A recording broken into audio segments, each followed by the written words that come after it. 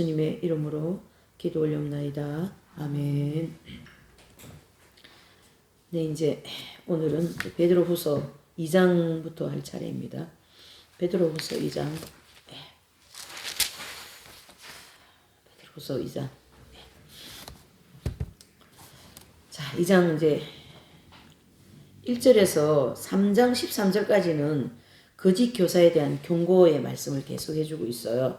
근데 이제 이 앞장에서는 참된 교사, 베드로 전서에는 참된 교사, 내지는 성령에 충만한 사람이 어떻게 해야 되는가에 대해서 좀 기록을 했다면, 이제 후서에 들어와서 2장부터 3장, 10장, 13절이면 이게 3장까지밖에 없잖아요. 13절까지라면 거의 다 거짓 교사에 대한 교훈이다. 이래 볼 수가 있는 거죠. 예. 1절, 2절을 보실게요. 시작. 그러나 민간에 또한 거짓 선지자들이 일어나셨나니 이와 같이 너희 중에도 거짓 선생들이 있으리라. 저희는 멸망케 할 이단을 가만히 끌어들여 자기들을 사신 주를 부인하고 임박한 멸망을 스스로 취하는 자들이라. 여럿이 저희 호색하는 것을 쫓으리니 이로 인하여 진리의 도가 회방을 받을 것이요. 아멘. 그래서 이제 조금 앞에 얘기한 것처럼 이제 이 1, 2절에는 거짓 선지자들이 이제 많이 일어났다. 그래서 이제 거기 보면 민간, 또 거짓 선지자, 거짓 선생, 이제 이렇게 하면서 많이 나타났는데요. 여기 민간은 이스라엘 백성들을 같이 얘기합니다. 그렇다면 이스라엘 백성들도 뭐가 있다고요? 거짓 교사들의 가르침을 받고 있다. 이래 볼 수가 있는 거죠. 우리가 오늘 이 대목에서 우리가 조금 전에 대화한 거가 제가 딱 접목이 됩니다. 이 자리에서. 저 준비한 게 아닙니다. 이거는 뭐냐. 이스라엘 백성들을 우리가 모형적으로 딱 보면 저분들은 하나님을 믿는 거에 대한 이 대단함은 진짜 인간으로서 아무도 못 말려요. 두 번째로 하나님도 못 말려요. 하나님도 못 말리니까 그 손에 예수님이 돌아가시게끔 되어버릴 수밖에 없는 거죠. 우리가 하나님 백성이고 선민이고 아브라함 자손이라니까 왜 이래? 이걸 아무도 못 말린다라는 얘기죠. 똑같은 입장에서 우리가 내가 내 신앙생활을 내 나름대로 내 신앙을 이제 어느 정도 체계를 잡고 자리를 잡고 지성과 양심과 어떤 의지가 하나님께 나름대로 어느 정도 가 있는 다 각자예요. 근데 그 각자의 나름대로 서 있는 데서 내가 참 잘하고 있다 내지는 뭐가 내가 알고 있는 게 뭔가 단가 아닌가. 내가 어떤 목사님이 신학교 강의하는 교수 목사님인데 이제 이 목사님이 그 요한복음 생명에 대해서 말씀을 하시는 거예요. 근데 이제 저도 요한복음 생명에 대해서 말씀을 하시긴 해. 어떻게 하시나 하는 거 좀 들어봤어요. 좀 한 타임 이렇게 조금 들어보니까 그 요한복음 생명에 대한 말씀을 굉장히 강조한 나머지 뭘 자꾸 떨어뜨리냐면 죄와 회개를 자꾸 떨어뜨리더라고요. 그 죄는 다 우리가 예수님 믿으면서 다 해결되었으니까 뭘 자꾸 죄 하냐고. 지금 중요한 거는 생명이지.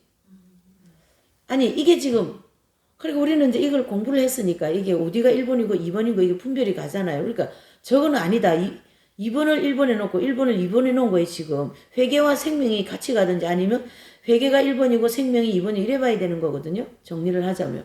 근데 우리가 생명을 얻어야지 죄는 이미 믿으면서 다 해결되었고 뭘 자꾸 죄 10년 믿어도 죄 20년 믿어도 죄 회개하라고 계속 똑같은 얘기만 하고 있는 구원론만 얘기하니까 성도들이 식상한다. 말이 됩니까? 안 되는 거예요.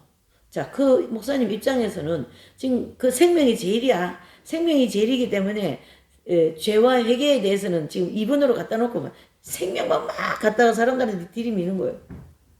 말을 좀 하자면. 그렇게 강의가 흘러가는 거죠. 그러면은 저 같은 사람이 볼 때는 저건 아니잖아. 회개를 해야 생명이 오고 죄를 알아야 회개를 하고 회개를 해야 생명 이게 연결되어 있는데 이야, 저렇게 강의하시면 교수님이 저렇게 하시면 목회자들 내지는 성도들은 야 이거 진짜 보통 일이 아니다. 그런 입장인 거예요. 내가 서 있는 선상을 부각시킬 수밖에 없는 우리의 연약함. 근데 오늘 이제 이 베드로와 내지는 마태와 또 이런 이제 성경을 기록한 저자들을 가만히 보면 절대 한 군데도 치우치지 않습니다. 성령을 받아야 된다면서 성령이면 막 치우치고 죄를 지었으니까 회개해야 된다 거기만 막 치우치지 않고 전체 하나님의 뜻과 하나님의 빛과 진리를 중심으로 죄는 죄다. 회개를 해야 된다. 그리고 성령 받아야 된다. 그리고 연단을 받아야 된다. 그리고 우리는 익은 열매 되어야 된다. 이것을 종합적인 입장에서 딱딱딱딱 정리를 해주고 그걸 이제 지금까지 가르침을 받고 있잖아요. 우리가요. 오늘 아침에 그 예수님의 5대 강령 보셨잖아요. 예수님은 기가 막히지 않으세요? 거기 어디 한쪽에 치우치는 게 어디 있습니까? 산상수훈만 막 드러내가지고 산상수훈이 이렇게 살아야 된다고 막 어디에 그래 한 게 있습니까? 예수님의 강령을 그렇게 5가지로 딱 묶어가지고 한 군데도 치우치지 않고 딱딱 정리해가지고 교회사 전체의 모든 사람들이 치우치지 않고 하나님 나라를 익은 열매 돼서 잘 오세요 하고 그렇게 기록을 했다. 근데 아직 우리가 부족하고 생각이 부족하고 지혜가 부족하기 때문에 한쪽으로 치우쳐가지고 사람들한테 혐오감을 줄 수 있고 상처를 줄 수 있고 시험을 들게 할 수 있는 요소를 우리가 다 가지고 있어요. 누구나가 다 가지고 있습니다. 수도자들도 다 가지고 있습니다. 목회자들도 다 가지고 있습니다. 어떤 신부님 제가 이제 보니까 이 신부님이 이런 얘기 하시더라고. 나는 어느 신부님들처럼 뭐 철학을 공부하고 뭐 그런 영성을 공부한 그런 공부를 안 하고 나는 딴따라 공부를 했대요. 딴따라 공부.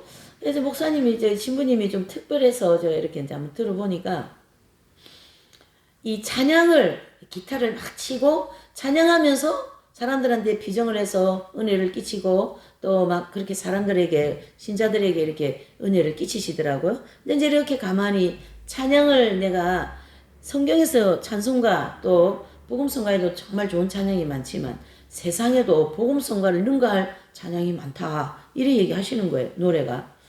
저도 그래 생각하거든요. 그렇다고 내가 가요를 부르지는 않는데 그 가요 중에서도 좀 이렇게 좀 괜찮은 내용들이 있어요. 근데 이제 몇 가지 이렇게 찝어주는데 보니까 제가 생각하기에도 그렇다 생각할 그런 내용들을 몇 가지 찝어가지고 저 신부님이 막 기타 치면서 찬양을 하시는데 되게 은혜롭더라고요.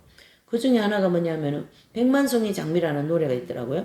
근데 그 백만송이 장미라는 노래는 그분 이름이 뭐지? 그거 노래 부른 분, 여자분이거든요. 예.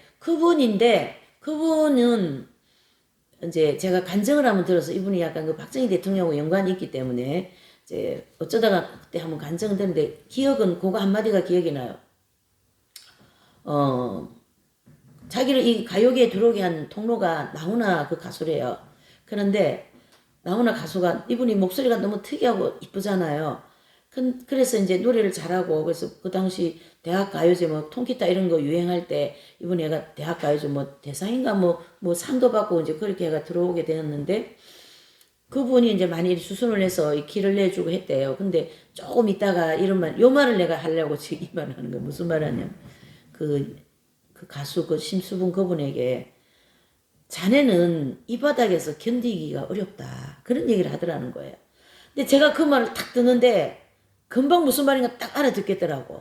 왜 그러냐면 이렇게 사람이 마음이 부드럽고 여리고 이렇게 아주 착한 이런 마음씨를 가지고 이 아비규환 같은 이 연예계 내지는 이 가요계 이런 데서 자네 견디기 어렵다 이거지. 그래서 여기 들어오지 말라 그러더라는 얘기를 하더라는 간증을 제가 들었습니다. 그 얘기에 저는 100% 동감을 해요. 이분이 상당히 마음이 감성이 아주 풍부하고 또 그 집안을 보니까 아버지가 뭐 굉장히 뭐 노래 쪽으로 그런 어떤 재주가 있는 집안이더라고요. 근데 이제 그 사냥을 하시면서 여러분 예수님이 우리에게 장미를 백성이 주면서 100사람한테 사랑을 실천하고 오라 이래 얘기했다니 그 대목 엄청나게 감동받았거든요. 그 노래 처음 이게 도대체 이분은 누군데 이런 노래를 가사를 했을까 하고 이제 하니까 이분도 막 박정희 대통령 그때 일과 막 그런 데 휩싸여 가지고 엄청나게 시험을 많이 받은 연단을 많이 받았어요. 그러고는 이제 이분이 예수님을 믿게 됐더라고요. 간증에 그런 환난을 통하여 예수님을 영접하게 된 거죠. 그러면서 이제 정말로 이 세상에 있는 사람들을 사랑할 대상이 못 되나보다. 그래서 내가 일생을 살아갈 때 한 번만 딱 사랑해야 되겠다. 그분이 예수님입니다 하면서 그 노래를 부르는 걸 봤어요. 근데 상당히 감동스럽더라고요. 그래서 참 마음과 생각과 이런 것에 그 감성이 풍부한 것 맞게 그런 이제 말을 하신다 이렇게 하면서 제가 좀 감동을 받았는데 우리가 한쪽으로도 치우치지 말고 마침 마태 사도께서 그렇게 5대 강령 그 5가지의 예수님의 설교를 한 군데도 치우치지 않고 기록한 것처럼 본인도 치우치지 않았겠죠. 우리가 5가지의 그 설교의 대지 앞에서 한 군데도 치우치지 않고 말씀을 잘 따라간다면 정말 익은 열매가 빨리 되지 않을까 그런 생각을 합니다. 예. 그래서 요즘에는 저는 어떤 마음을 가지고 있냐면 예수님을 사랑하는 게 제1이다. 십계명 뭐죠? 하나님을 사랑하라 그랬잖아요. 십계명 1위. 그러니까 예수님을 사랑하는 게 제1이다. 제2가 이웃 사랑이다. 거기에 초점을 두고 있어요. 그래서 내 말 안 하고 혼자 있고 뭐 다른 거 안 하고 뭐 할 때는 뭐 걸어가고 할 때 계속 제 마음에 예수님 사랑합니다. 예수님 사랑합니다. 예. 그것만 계속하고 있어요. 예. 그러니까 천문 억만 번 찍어 안 넘어가는 나무 없듯이 그렇게 하다 보면 제 마음에 하나님에 대한 사랑이 좀 풍성하게 들어오지 않을까 그런 마음이 있는 거죠.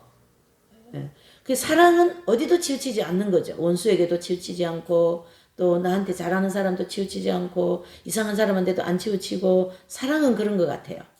그러니까 예수님이 바리새인들이나 또 거지에게나 뭐 남행한 자 귀신들 아무데도 치우치지 않고 모두에게 똑같이 대해 주시고 그들에게 사랑을 주신 것처럼 예 우리가 그러한 사랑에 들어가면 이런 거짓 교사에게 가르침을 받을 일이 있을까요? 없을까요? 없는 거죠.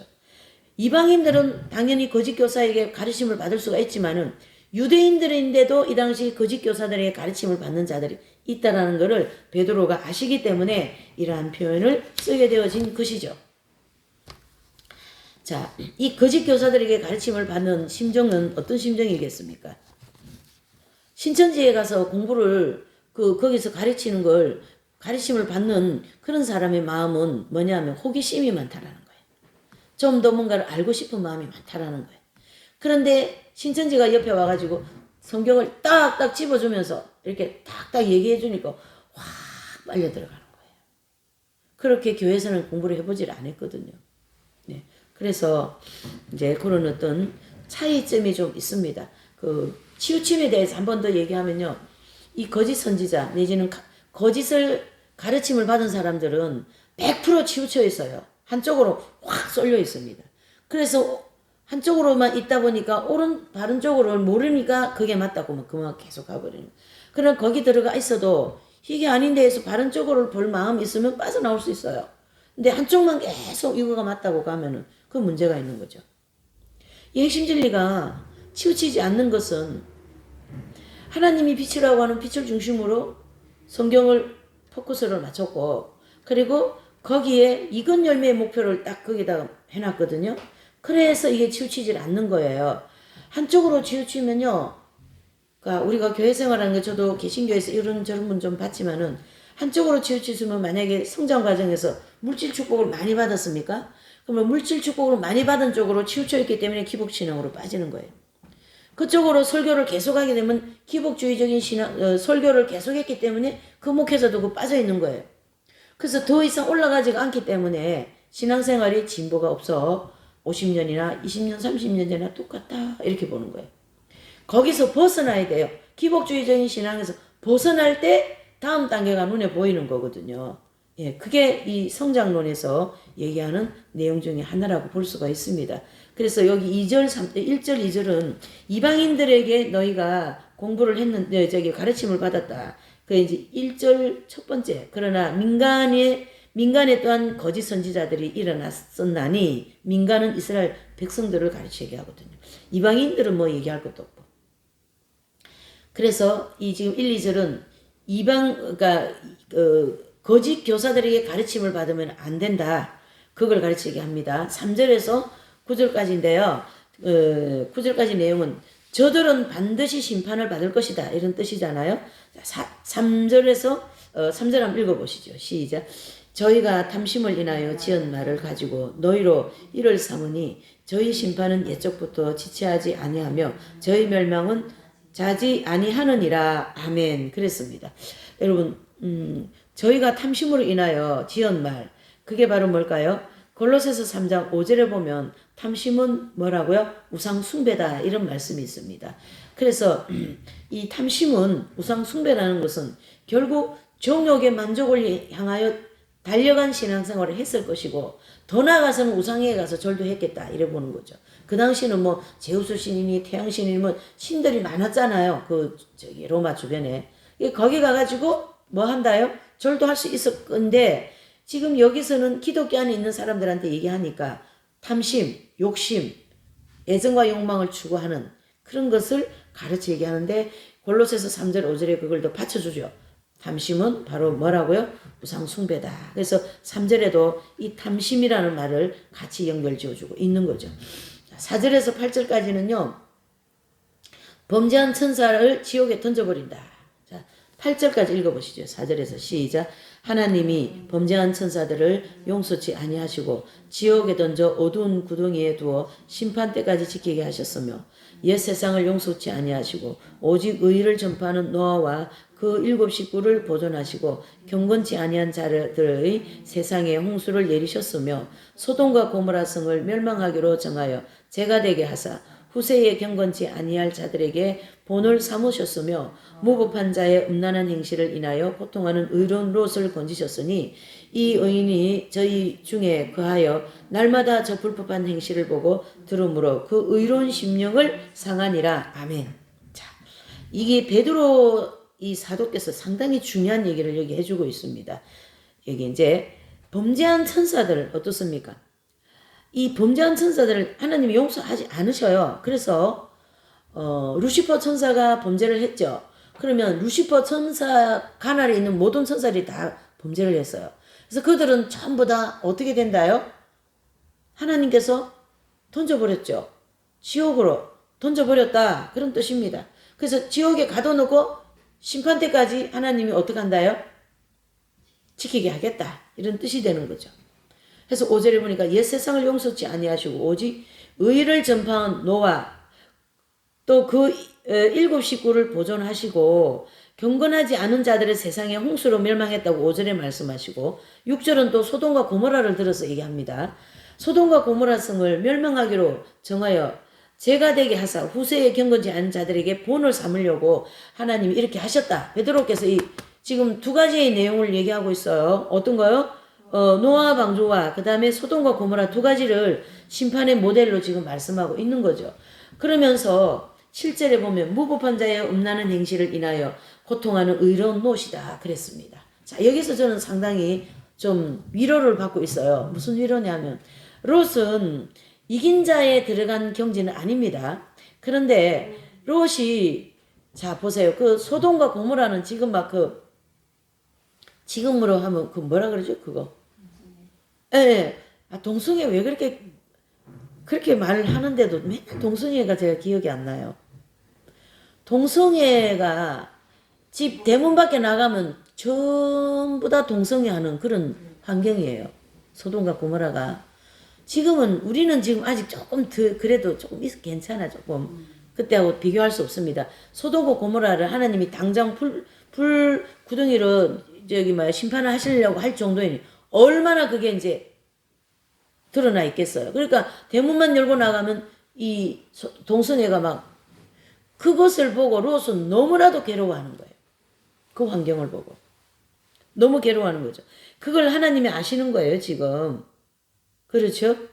그러면서 8절, 이 의인이 저희 중에 거하는 날마다 저 불법한 행실을 보고 들으므로 그 의로운 심령을 상하니라. 어떻습니까?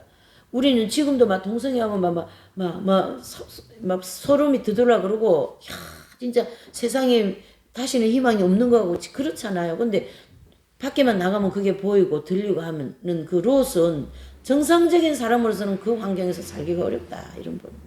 그렇기 때문에 하나님이 그 마음을 의롭게 보시는 거예요. 그 마음을. 그래서 의로운 롯을 인용을 한 거예요. 그래서 이 베드로가 그걸 아시는 거거든요. 그래서 오늘 여기 2장 5절 6절에 심판에 대한 모델 2개를 딱 어떻게 해요? 노아의 방주 때처럼, 또는 소돔과 고모라처럼 심판을 하실 거다. 뭐 하는 자들은요, 거짓 선지자 따라가고 거짓의 가르침을 받고 하나님을 믿지 않는 세상에서 죄 짓고 있는 모든 이들을 향하여 하나님은 이렇게 심판하실 거다라는 말씀을 해주고 있습니다. 그래서 심판의 전례는 첫째 타락한 천사이고, 또 이제 지옥은 오직 이곳에서 쓰인 그 낱말인데, 타르타로스라는 말을 쓰고 있어요. 타르타로스. 예. 그래서 음부 깊은 심판, 이런 의미를 거기 가지고 있어요. 그래서 지옥. 예. 그리고 이제 쓰인 낱말이고, 신약에서는 보통 게엔나라는 단어를 쓰고 있어요. 게엔나. 네. 그래서 요 4절에서 8절의 말씀은 참 여러분들도 많이 좀 깊은 함께 동감하는 말씀이라고 저는 봅니다. 이 시대가 지금 우리 눈에 보이진 않아요. 아직까지는. 그렇지만은 이제 조금 있으면 그렇게까지 되지 않을까요?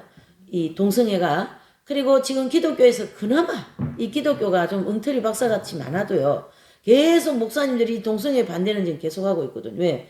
그거는 안 되는 거예요. 안 되는 거예요. 동성애는 안 되는 거예요. 그거는 아무리 종교적인 목사님이라도 그건 안 된다고 얘기하고 있어요. 네. 근데요, 되게 슬픈 사실 한 가지 제가 더 곁들면, 젊은 목사님들, 40대, 50대 그 사이, 이분들은 이 동성애에 대한 절대적인 아니라는 생각을 가지고 있지 않습니다. 사람이 그럴 수 있지. 생각이 다르면 그럴 수 있지. 이런 생각을 아주 좀 이렇게 물이 흐리게 되어진 그런 사상을 가지고 있어요. 왜 그러냐면 그런 데서 공부를 했기 때문에.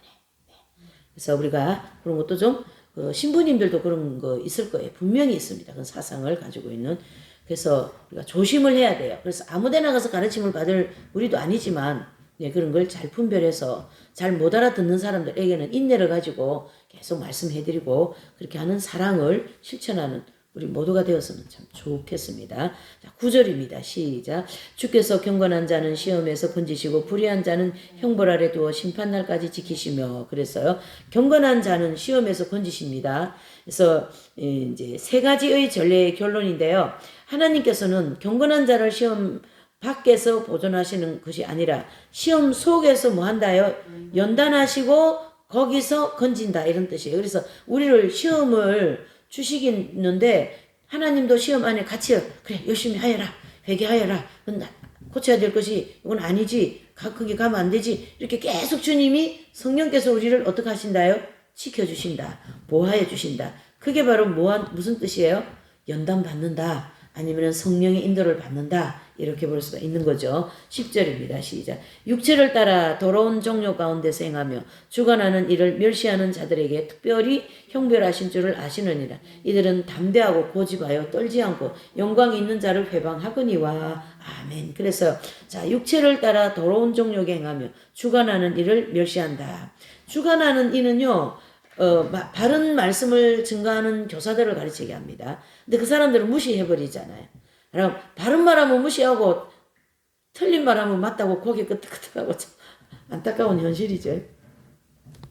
거짓 선지자들의 그 첫 번째는 뭡니까? 죄상. 또 육체의 정과 욕심을 따라 행동하는 그 교만한 모습들. 둘째로는 담대하고 고집하고 떨지 않고 영광 있는 자를 해방한다. 하나님 아버지를 우습게 여긴다, 이런 뜻입니다. 하나님을 우습게 여긴다, 예수님을 우습게 여긴다, 성령의 인도는 당연히 받지 않겠죠. 그것을 베드로 사도가 지적을 하고 있습니다. 네.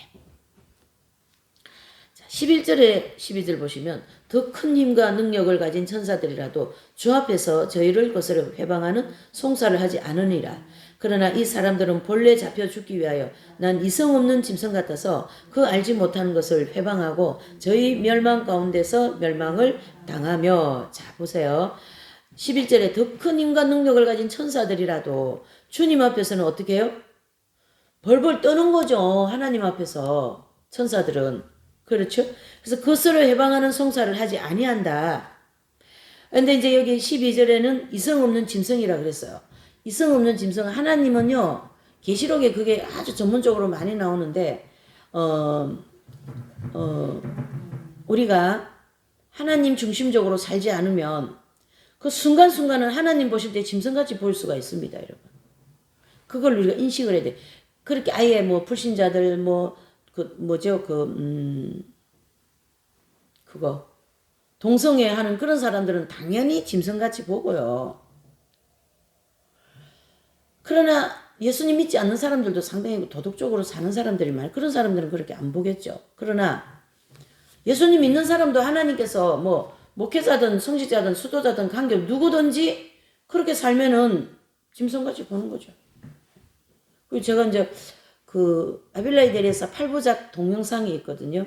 거기에 아빌라이 데레사께서 이제 초기 상황이에요. 근데 이제 몸이 너무 아파가지고 어디 병원을 갔는데, 지금으로 하면 병원을, 언니와 함께 병원을 갔는데 거기 동네에 있는 신부님이에요. 근데 이 신부님이 거기 동네에 있는 그 어떤 그 좀 이렇게 오빠 여기 와 놀고 가 그렇게 하는 분들이 있잖아요. 여자분들. 그런 분 중에 한 분하고 계속 오랫동안 이제 그런 생활을 한 거죠. 그러니까 그 동네에 있는 분들은 이 신부님은 저 여자의 이렇게 뭐 애인이다 뭐 이런 얘기를 하는 그런 분위기에 있는 신부님한테 이분이 고해성사를 하는 거죠. 그래 이제 내가 이렇게 힘든 거를 고해를 하니까 그 신부님이 도로 무릎 꿇고 앉아가지고 나를 좀 고해해달라고 막 그래갖고 이 데레사 수녀님이 엄청 놀래가지고 도망가는. 결국은 이 데레사 수녀님의 그런 기도와 그런 어떤 이제 거기서 빨리 떠나시라고 이런 얘기가 있어요. 그걸 통해서 신부님이 거기 우상 아주 그런 생활에서 그런 어떤 떠나는 그런 어떤 마지막 장면이 있어요. 거기 장면에 보면 이렇게 그런 것은 하나님은 짐승같이 보는 거죠. 그렇게 성령의 인도를 받으면서 우리가 그런 육적인 생활이 있다 해도 또 돌이키고 아버지 용서해 주세요. 또 회개하고 그러면은 그렇게 보지는 않으시겠죠. 그렇죠? 자. 13절을 보실까요? 시작. 불의의 값으로 불의를 당하며 낮에 연락을 기쁘게 여기는 자들이니 점과 흠이라 너희와 함께 연애할 때에 저희 간사한 가운데 연락하며 아멘. 그래서 낮에 연락을 기쁘게 여기는 자들은 흠과 점이라 그랬어요. 그러니까 이게 낮에 이렇게 밤에 막 연락을 즐기는 것도 참 문제가 많은데 대낮부터 그렇게 하고 있으면 어떻게 되겠습니까? 이거 머리 아픈 거죠. 그러니까 어떻게 해요? 그건 흠이다, 점이다, 큰 문제다. 또 셋째로 죄상으로 연락은 밤에 베푸는 것이 보통인데 그 도가 지나쳐갖고 낮에까지 행할 정도로 종과 욕심을 따라 사는 자들을 가르쳐 말합니다. 14절을요. 시작. 음심이 가득한 눈을 가지고 범죄하기를 쉬지 아니하고 굳세지 못한 영혼들을 유혹하며 탐욕을 연단된 마음을 가진 자들이니 저주의 자식들이라. 자, 여기 보세요. 음심이 가득한 눈. 이 음심이 가득한 눈. 제가 이제 이 베드로 후서를 보면서 그동안 이래저래 보고 들은 거 다 여기 다 나오는 거예요. 뭐냐? 그 이제 스님이 이제 비구니 여자 스님인데요. 거기 막 아주 엄격하게 막 이렇게 돌을 닦고 하는데 음식을 이제 탁 내놓는 보니까 전부 다 나물 음식 막 그런 건데 음식이 너무 맛있어요. 절의 음식이 맛있다 그러대요. 근데요. 어떻게 만들어 제일 맛있습니까? 이런 얘기가 이제 조금 이제 나누게 되었는데 그 시도님이 그러시더라고. 마늘을 안 쓰는 거예요. 마늘을 왜 안 씁니까? 그러니까 음심을 자극하는 그런 음식이랍니다. 그 음식이. 그리고 영양가도 많은 그게 마늘이잖아요. 그게 몸에 좋잖아요. 그러니까 그런 거 많이 먹으면 음심을 자극하는 거지. 그거예요. 그 여자 스님이. 그렇구나. 저도 그거 듣고 알았어요. 그러니까 음식에 일절 뭐가 안 들어가요? 마늘이 안 들어가요. 그리고 요즘에는 오히려 마늘을 즙을 짜가 먹는다. 더 마늘을 많이 먹잖아요. 항암 효과 낸다 이래가지고. 그러니까 한 가지 되면 한 가지 또 안 되는 거예요. 그렇게 잘 먹으니까 이 정욕이 충만해가지고 세상이 지금 정욕으로 가니까 지옥으로 떨어지고 있잖아요. 이게. 정욕은 바로 지옥이거든요, 여러분. 그렇다고 중세 수도에는 보면 식단을 이제 딱 나왔어요. 중세 수도의 식단은 빵 맛없는 생이 빵 이만한 거 하나 하고 감자 한 서너 개 하고 그다음에 우유 한 잔 넣고 그게 이제 식사입니다. 그것은 몸을 움직이기 위한 어떤 하나의 식단이지 무슨 잘 먹기 위해서 미간을 즐기기 위한 그거하고는 거리가 멀잖아요. 그런 음식 말고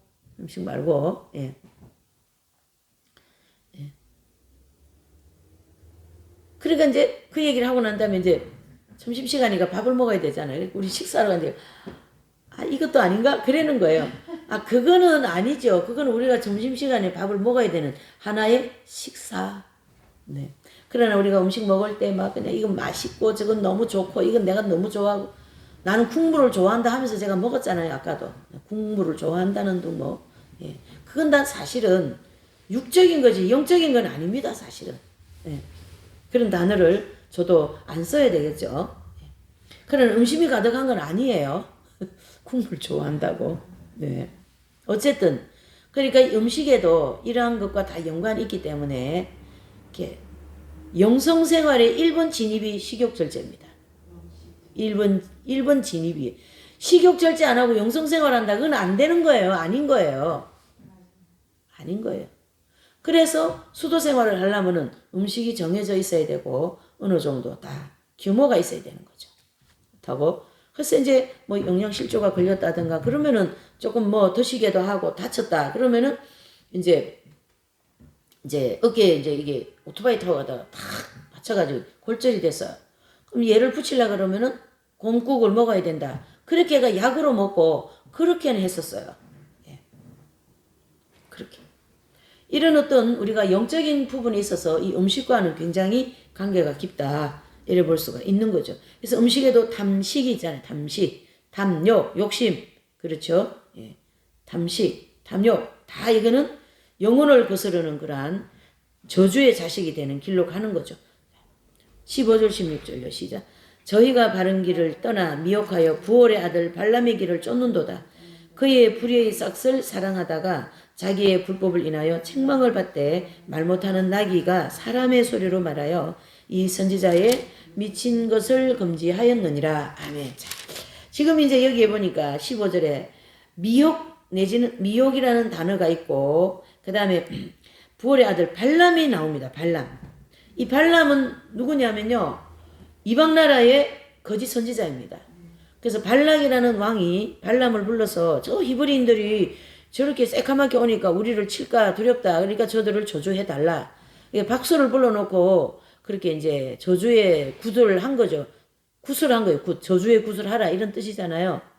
그런데 이 발람은 그거를 하려고 하면 또 자꾸 축복이 나오고 이런 입장이었는데 베드로 사도는 이 본질적인 발람의 그 거짓적인 거를 지금 지적을 한 거예요. 그걸 인용을 해서 16절에 불법을 인하여 책망을 받되 말 못하는 나귀를 들어서 저를 책망하였다. 그랬습니다. 여러분. 그러니까 이 베드로께서 이 거짓과 탐심과 이 음심이 가득한 이러한 정욕에 관계되는 것을 발람을 또 들어서 인용을 한 거예요. 그래서 여기 지금 베드로후서에는 적그리스도가 만들어지고 거짓 선지자가 만들어지는 모든 것을 2, 3장에서 다 기록해 주고 있는 거예요. 지금. 우리가 계시록을 공부했기 때문에 적그리스도가 무엇이고 가라지가 되는 길이 무엇인가를 알고 있잖아요. 그걸 여기다 핵심적인 걸 다 인용을 했다고요. 베드로 사도께서. 왜요? 뭔지 알기 때문에 이분. 가라지가 뭔지 안다라는 거예요. 악령이 합일되는 길이다라는 거. 그렇죠? 그래서 16절에 불법이라는 단어를 썼고 나귀를 들어서 저의 소리를 미친 소리다라고 말해버렸다. 예. 그걸 지금 베드로께서 말씀하시니까 참 사도 베드로도 영적으로 굉장히 지금 그죠? 아주 중요한 거를 아주 예리하게 무슨 칼 갖다 꼽듯이 딱딱 꼽아서 말씀을 해주고 있습니다. 시원하지 않으세요, 여러분들? 예. 시원하죠. 저는 시원하네요. 이렇게 집어서. 예. 심판도 소돔과 고모라를 인용하시고 소돔과 고모라와 노아의 방주의 때를 인용하시고 또 뭐죠? 거짓된 길을 가는 것도 16절에 발람은 어디에요? 예, 그 발람이 하는 말을 나귀를 들어서 저 소리 미친 소리다 라고 짐승을 들어서라도 말하지 않았느냐 그 뜻이죠. 그러니까 거짓 가르침을 따라가지 말라 이런 뜻입니다. 지금 계속 이 베드로 사도께서는 17절요. 시작. 이 사람들은 물 없는 샘이요 강풍에 밀려가는 안개니 저희를 위하여 캄캄한 어둠에 예비되어 있나니 아멘. 야, 참 물 없는 샘, 강풍에 밀려가는 안개. 여러분 강풍에 밀려가는 안개가 무슨 의미가 있습니까? 안개 자체가 의미가 없는데 그러면 그 안개는 강풍에 밀려가지고 동으로 갔다가 서로 갔다가 뭐 남으로 갔다가 그러지 않겠어요? 그게 무슨 행방이 있고 무슨 뜻이 있고 뭐가 있겠습니까? 그렇죠?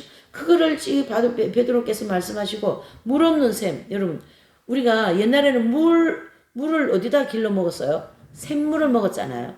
그런데 이 동네에서 요 한 부락에서 요 샘물을 가지고 다 뜯어 먹는 거예요. 그러니까 샘물이 늘 많이 밑에서 솟아가지고 이렇게 나 있으면 참 그 샘물은 복된 샘물인데 샘물에 보니까 물이 없다. 이거는 동네 사람 다 죽이는 거예요. 목말라가지고.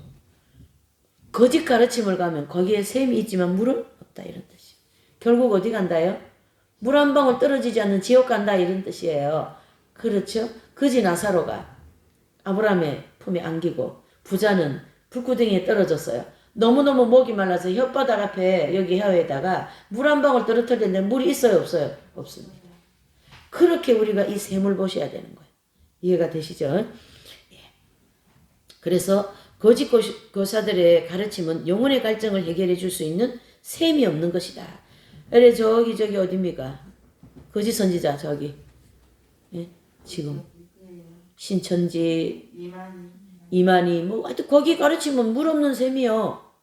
또 또 여호와 증인 그 다 물 없는 셈입니다요. 또 거기 어디지 거기 아까 거기 얘기하신데 거기가 거긴데 매들 며칠날 구원받았어요. 구원파 거기도 그 교주가 다 있기 때문에 거기는 물 없는 셈입니다. 네. 예.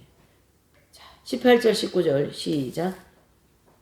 저희가 허탄한 자랑의 말을 토하며 미혹한 데 행하여는 사람들에게서 겨우 피한 자들을 음란으로 육체의 정욕 중에서 유혹하여 저희에게 자유를 준다 하여도 자기는 멸망의 종이니 누구든지 진 자는 이긴 자의 종이 됨이니라. 아멘. 자, 미혹한 데 행하는 자들에게 겨우 피한 자들, 즉 이방인 초신자들을 가르치게 하고요. 생명의 길이 아닌 미혹의 길에서 헤매는 이방인 중에서 겨우 믿게 되어 거기서 벗어난 자들이다.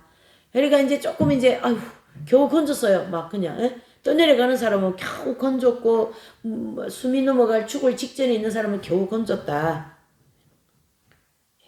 결론 20절 22절 시작.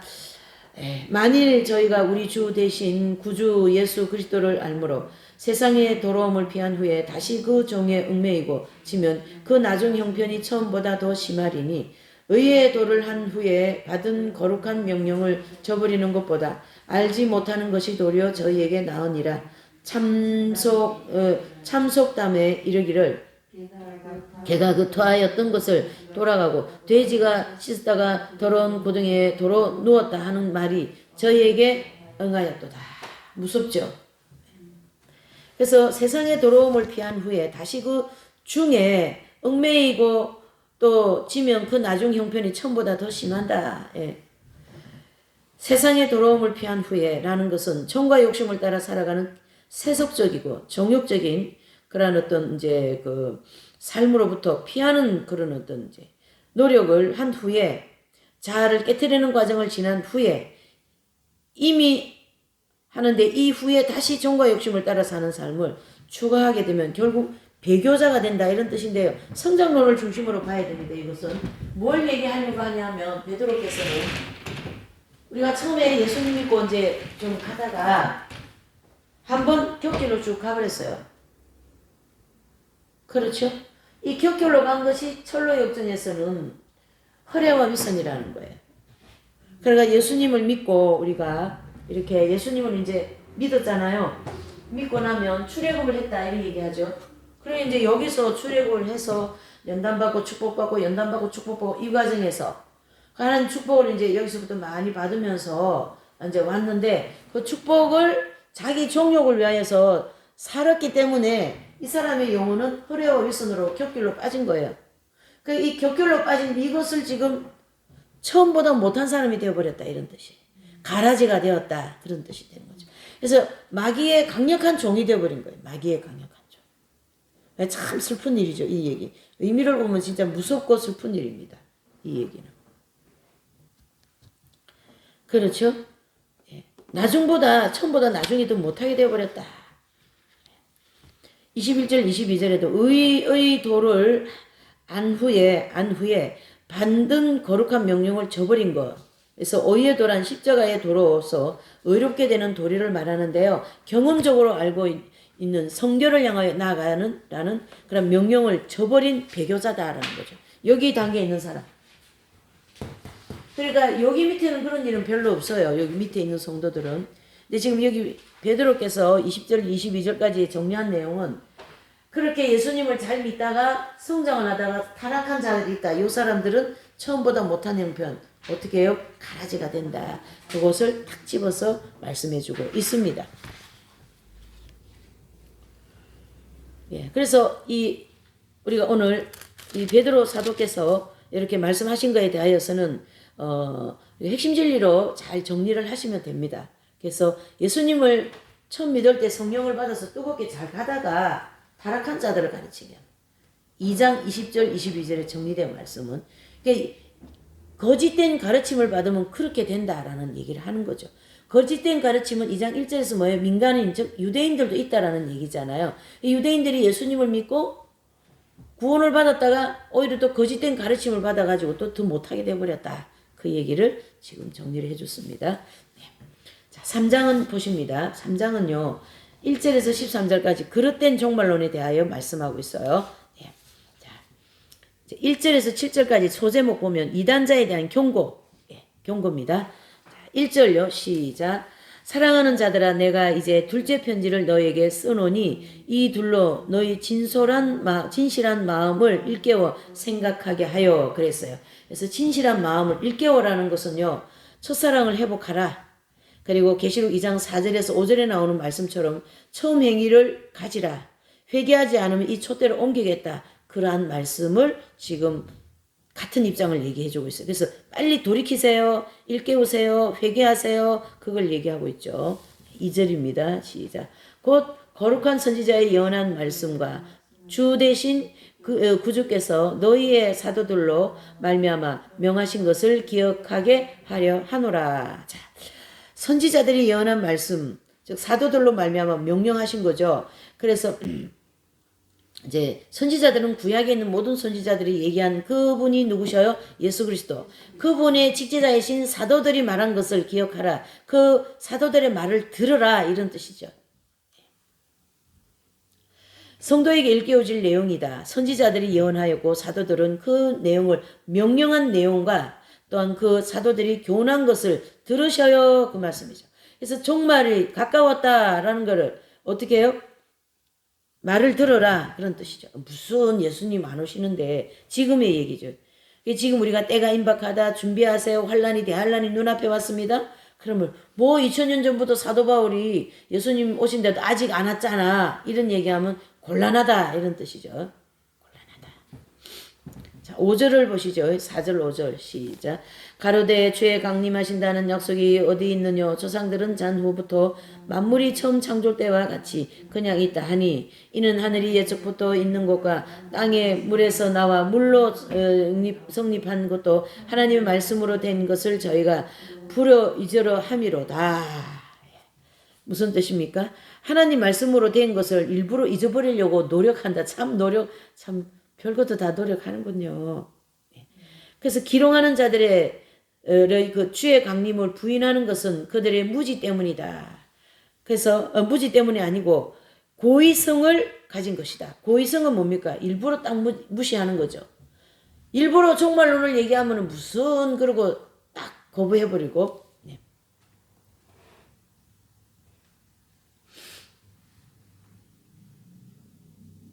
그래서 우리가 요한복음 15장에 보면은요. 포도나무 비유가 나오잖아요. 우리가 이렇게 볼 수 있어요. 가지인 내가 예수님께 나무의 난개에 붙어 있지 않으면 나는 이와 같이 될 수밖에 없다라는 거죠. 예수님의 종말을 부인하고 일부러 부인해버리는 거예요. 마음에 막 이렇게 팍팍해가지고. 예. 그것을 지금 여기에 여러 의미를 놓고 말씀하는 거죠. 7절을 보실까요? 시작. 이제 하늘과 땅은 그 동일한 말씀으로 불사르기 위하여 간수하신 바 되어 경건치 아니한 사람들의 심판과 멸망의 날까지 보존하여 두신 것이라 그랬어요. 8절 9절까지 보십니다. 시작. 사랑하는 자들아 주께서 하루가 천년같이 천년이 하루 같은 이 한 가지를 잊지 말라. 주의 약속이 어떤 이는 더디오고다고 생각하는 것 같이 더딘 것이 아니라 오직 너희를 대하여 오래 참으사 아무도 멸망치 않고 다 회개하기를 이르기를 원하시느니라. 아멘. 7절에서 9절까지. 그렇죠?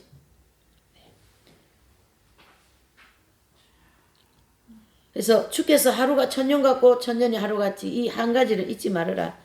이것은 주님이 재림이 늦은 게 아니라 여러분들을 한 사람이라도 다 어떻게 구원시키기 위함이고 또 구원받을 성도 대표적인 분들 누구시죠? 예, 교회 시대 이긴 자들 13만 4천 명을 채우는 기간이다. 그게 바로 로마서 11장 25절 26절이 성립되는 말씀이에요. 예. 이방인의 구원이 충만하게 채워져야 되는데요. 이방인의 구원의 대표적인 성도들이 누굽니까? 14만 4천 명이잖아요. 이분들만 채워지면 주님 오십니다. 예, 거의 다 채워졌다고 봐야 되겠죠. 이제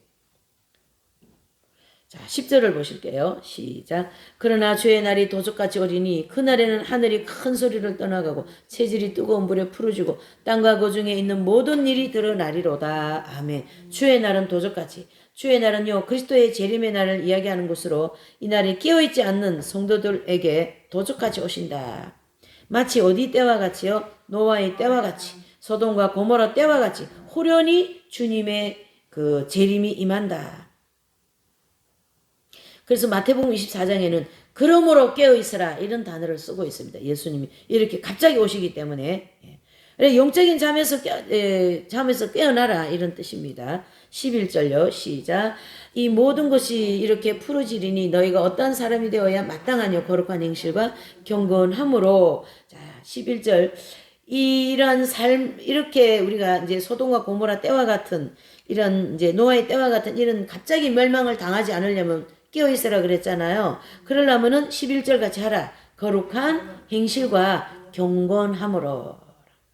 이 경건함은 거룩한 행실과 경건함은 우리가 의복에도 있을 수 있고 음식에도 있을 수 있고 또 신앙생활 예배드리고 기도하고 이 모든 것에다 경건함이 또 거룩한 행실이 같이 깃들여져 나와야 된다.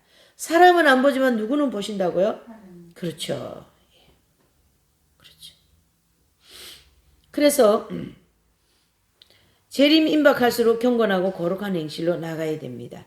우리는 성령을 충만히 받아야 됩니다. 기도로 무장해야 됩니다. 말씀으로 무장해야 됩니다. 성인전 많이 읽어야 됩니다. 밝은 빛 가운데 나가야 됩니다. 그래서 요한복음 14장 2절에 보면 예수님이 너희 처소를 위하여 내가 예배하러 간다 그러셨거든요. 그 예배하러 가신 처소가 지금 당장 조금 있으면 우리도 갈 수 있다. 이런 뜻이 되는 거죠. 그리고 이사야서 13절입니다. 시작. 우리는 그의 약속대로 의에 거한 바 새하늘과 새 땅을 바라보도다. 아멘. 드디어 새하늘과 새 땅이 어디입니까? 네. 신천지. 영원한 천국. 그렇죠? 예. 또 65장 이사야서 65장 17절에 새하늘과 새 땅이 나옵니다. 거기는 어디를요? 천년왕국의 새하늘과 새 땅을 가르치게. 요걸 조금 우리 공부하는 마음에서 이사야서 65장 17절에 나오는 새하늘과 새 땅은 천년왕국을 가르쳐 얘기하고 본문에 나오는 이제 이제 새하늘과 새 땅은 어디에?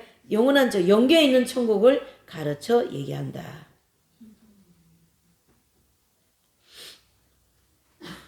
또 계시록 21장 1절에 보면 새하늘과 새 땅이 단어가 나오는데요. 거기도 영원한 천국을 가르쳐 얘기합니다. 계시록 21장 1절요. 새하늘과 새 땅.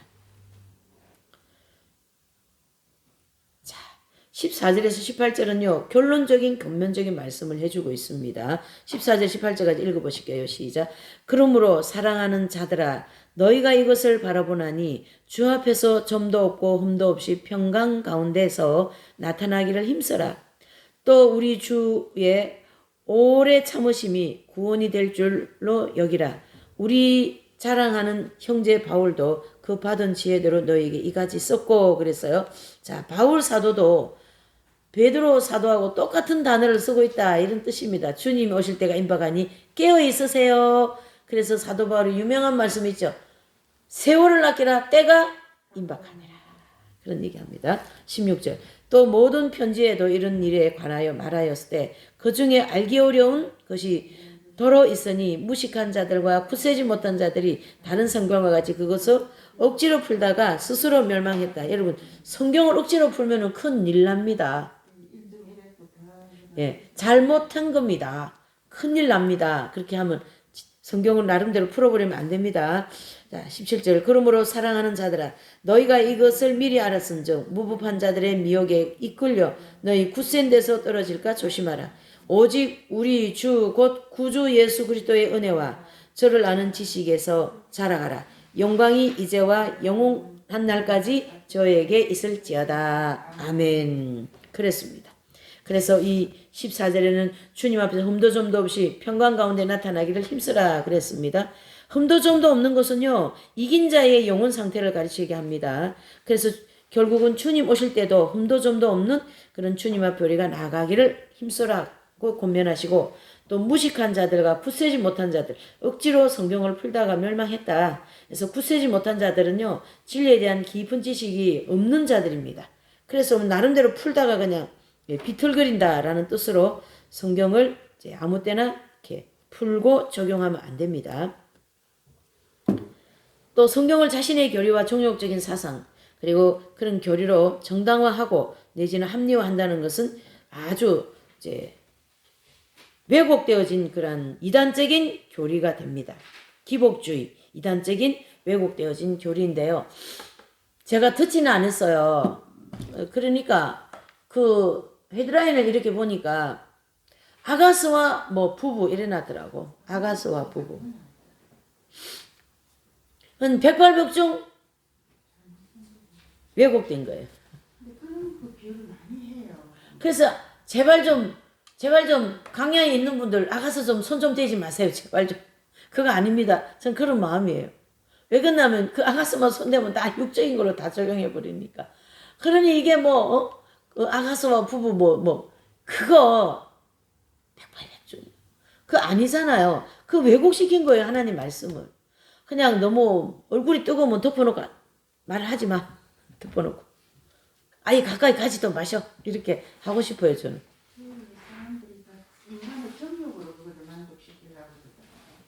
자, 그래서 우리 주 구주 예수 그리스도의 은혜와 저를 아는 지식에 막 자라가라 그랬어요. 마지막으로 참 복된 말씀입니다. 여러분 지정의가 있잖아요. 지정의. 그렇죠? 이걸로 하고 이제 마치는데요. 지정의가 있으면 여기 이제 생각을 이래 보시면요. 여기 뭐가 있습니까? 떡상이 있잖아요. 진설병상, 떡상. 그 다음에 등대, 그 다음에 분향단이 있는데 여기에 우리의 마음에 있다라는 거죠. 그러니까 지정의라 그러죠. 지식은 어디에요? 떡상. 그 다음에 이 등대는 양심이죠. 이 두 개를 중심으로 하나님 뜻을 분향단에서 의지를 드린다 이런 뜻이잖아요. 그래서 중요한 것은 잘 보셔야 돼요. 여기에 12덩이 떡이 무교병이라는 거예요. 유교병이 아니라는 거죠. 무교병. 아무것도 들어있는 깔끔한 뜬고로 이렇게 12덩이 해놨어요. 그래서 12덩이는 우리가 하나님을 따르고 하나님 뜻대로 살아가는데 12가지의 성령의 열매를 가르치게 하는 거예요. 그래서 12가지 선한 지식, 사랑하고 화평하고 인내하고 충성하고 이런 모든 선한 지식을 여기다가 꽉 채워가지고 이걸 가지고 양심으로 분별을 해보는 거예요. 그래서 이거 하나님 뜻이고 이건 뜻이 아니고 이건 가르침을 받아야 되고 가르침을 받지 말아야 이런 것으로 다 이걸로 분별을 해야 되는 거죠. 그럼 핵실리를 가지고 밝은 빛 가운데 막 쫙 칠할수록 양심 안에까지 비춰주는 교만함, 태만함, 아집함, 질투함, 음란함, 거짓되고 위선적이고 그런 것을 이걸 다 분별해야 되는 양심. 그래서 촛대가 몇 촉짜리 돼야 된다고요? 몇 촉짜리? 100촉짜리가 돼야 되는 거예요. 근데 안타깝게 100촉짜리가 아직 안 됐어요. 100촉짜리 양심 촛대는 이긴 자들.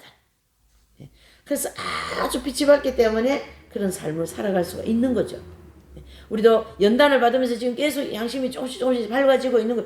이건 죄고 이건 안 되고 이렇게 말하면은 저 사람이 힘들어하니까 이런 말하면 안 되고 이런 행동하면 남에게 부득이 되니까 안 되고 그렇게 하면서 우리도 이 지성을 중심으로 분별을 해서 그리고 하나님 앞에 나아가는데 그게 바로 이 성장 과정에서 보면 신령한 생활에 대한 반성은 지성으로 하는 거예요.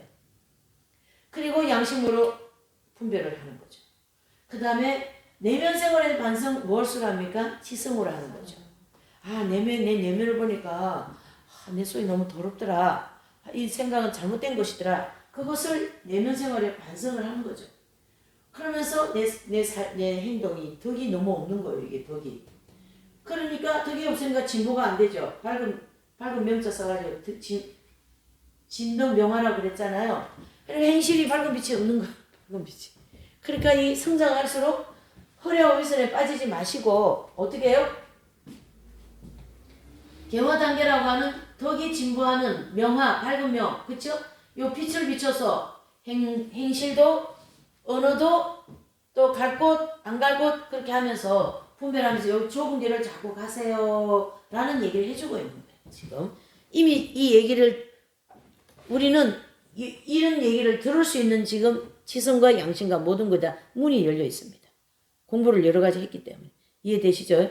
그래서 우리가 분별해서 어둠은 가지 말고 빛으로 가라. 그런 뜻이 오늘 이 베드로후서 2장, 3장을 통하여 우리에게 교훈을 해주고 있습니다. 이렇게 해서 베드로후서까지 끝나고 다음 장에